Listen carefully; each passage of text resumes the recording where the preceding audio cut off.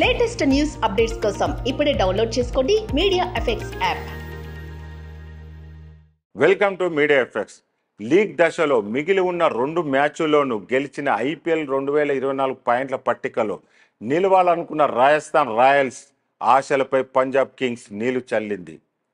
గువాహటి వేదికగా జరిగిన ఉత్కంఠ మ్యాచ్లో 5 వికెట్ల తేడాతో పంజాబ్ కింగ్స్ విజయం సాధించింది. రాజస్థాన్ నిర్దేశించిన 145 పరుగుల లక్ష్యాన్ని 5 వికెట్లు కోల్పోయి 18.5 ఓవర్లోనే పంజాబ్ను ఛేదించింది.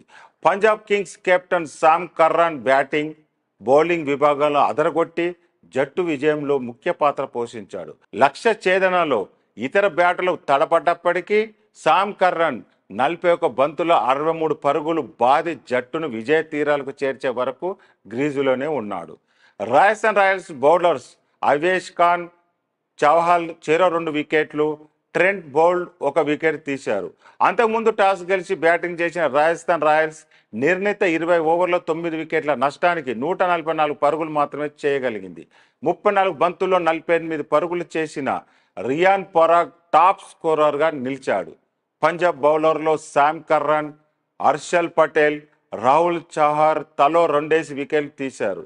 హర్షదీప్ సింగ్, నాథన్ ఎల్లిస్ చెరో వికెట్ తీశారు. మరో వికెట్ రన్అట్ రూపంలో లభించింది. కాగా ఈ ఓటమితో రాజస్థాన్ రాయల్స్కు వరుసగా 4వ ఓటమి ఎదురైంది. ఇప్పటికే ప్లే ఆఫ్స్ చేరుకున్న జట్టు అగ్రస్థానాన్ని దక్కించుకునే అవకాశాన్ని కోల్పోయింది. మిగిలి ఉన్న 2 మ్యాచ్ల్లో గెలిచి ఉంటే 20 పాయింట్లతో టేబుల్ టాపర్గా నిలిచి ఉండేది. కానీ పంజాబ్ కింగ్స్ చేతిలో ఓడిపోవడంతో మిగిలి ఉన్న 1 మ్యాచ్ గెలిచిన ఆ జట్టు ఖాతాలో 18 పాయింట్లే ఉంటాయి. ఇప్పటికే 19 పాయింట్లతో ఉన్న కోల్కతా నైట్ రైడర్స్ జట్టును అధిగమించే అవకాశం లేదు. మరోవైపు పంజాబ్ కింగ్స్ జట్టు ఇప్పటికే ప్లే ఆఫ్ రేసు నుంచి నిష్క్రమించింది. అయితే రాజస్థాన్పై విజయంతో ఐపీఎల్ 2024లో 10వ స్థానం నుంచి 9వ స్థానానికి చేరింది.